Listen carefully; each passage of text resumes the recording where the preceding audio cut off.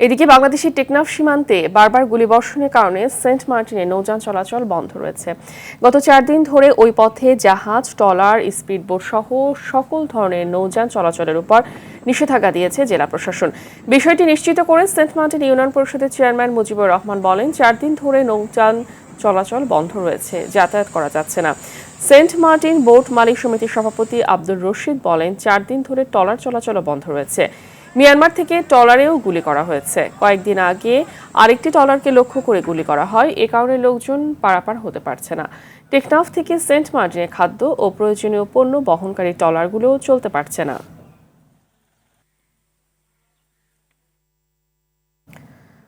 দর্শক, এই বিষয়ে টেকনাফ থেকে সরাসরি যুক্ত হচ্ছেন সহকর্মী শাহিন।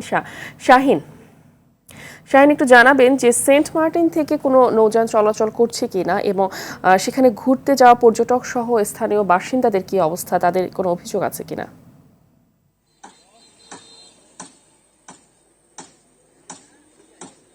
হ্যাঁ, সেন্ট মার্টিন যে টেকনাফের নৌ রুট রয়েছে সেই নৌ রুটটি কিন্তু বেশ কিছুদিন ধরে সকল ধরনের নৌযান চলাচল বন্ধ রয়েছে। পাশাপাশি যে সেন্ট মার্টিন দ্বীপের বাসিন্দারাও এই নৌযান যুগে কিন্তু টেকনাফ আসা যাওয়া করতো, কেননা তারা তাদের যে পণ্য সামগ্রী, যার নিত্যদিনের যে চাহিদাগুলো রয়েছে সেই চাহিদা কিন্তু টেকনাফ হয়ে কিন্তু সেন্ট মার্টিনে যায়। এর প্রেক্ষিতে ইতিমধ্যে আপনি অবগত রয়েছেন, গত 5 জুন নির্বাচন পরিচালনা কমিটি যারা পরিচালনা করেছেন তারা কিন্তু সেন্ট মার্টিন উপজেলা পরিষদ নির্বাচনের বন্ধ যে ইউনিয়ন সেন্ট মার্টিন ইউনিয়নটি ছিল সেই ইউনিয়নের নির্বাচন পরিচালনা শেষে ফেরার পথে কিন্তু মিয়ানমারের উপর থেকে বেশ কিছু গুলি বর্ষণ করে। এই ঘটনায় কিন্তু টেকনাফ সমগ্র জুড়ে কিন্তু এক ধরনের উদ্বেগ উৎকণ্ঠা দেখেছে।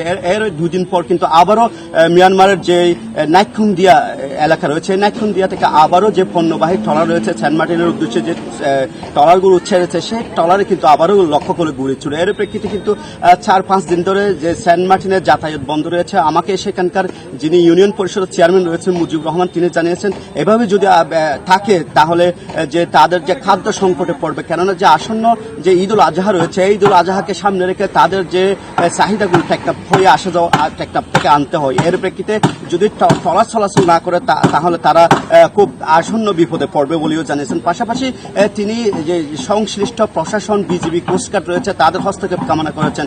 এদিকে আমাকে জেলা প্রশাসনের যিনি এডিএম রয়েছেন ইয়ামিন হোসেন, তিনি জানিয়েছেন যে শীঘ্রই এটির একটি সমাধান করা হবে। যে সেন্ট মার্টিনবাসী রয়েছে তাদের যে কোনো পর্যায়ে সেখানে যে খাদ্য সামগ্রী পৌঁছানোর ব্যবস্থা করা হবে। পাশাপাশি আপনাকে এই তথ্যটি জানিয়ে রাখি, যখন মিয়ানমারের চলমান সংঘাতে আরাকান রয়েছে, অর্থাৎ আমরা রাখাইন রাজ্যের উত্তরপ্রদেশে, সেখানে যদি সংঘাত শুরু হয় তখন এই প্রভাবটি কিন্তু বাংলাদেশে পড়ে।